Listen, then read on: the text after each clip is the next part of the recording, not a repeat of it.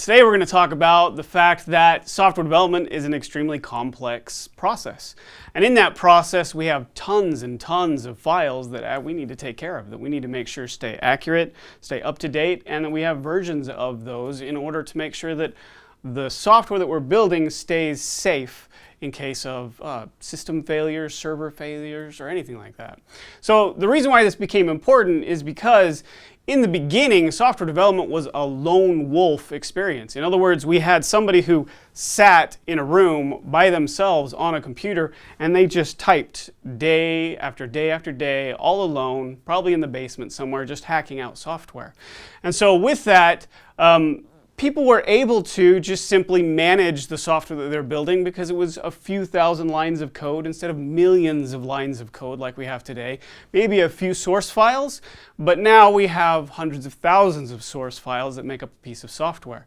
So as software increased in complexity, what happened is that the team-based approach became extremely important. And we began having huge teams of software developers who all worked together on the same piece of software, editing and managing hundreds of thousands of files filled with millions of lines of code. So with that complexity in the software, we needed a way to better manage that source rather than having it on a lone developer's computer or spread across a bunch of developers' computers. And we needed it to not just be on the server as well, and we needed developers to be able to pull and push their changes as a group that they were making to those source files and keep it in a safe place. This is commonly known as source control or source management. And what causes us to begin using a source control is the fact that the size of our source or the source files for that software becomes so big that it's unmanageable by one person or a small team.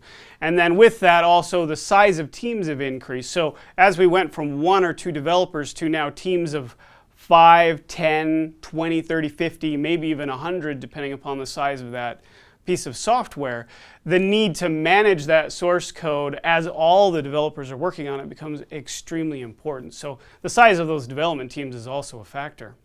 So now we get into how does source control or source management, how does it work and what are the methodologies that we use to do that?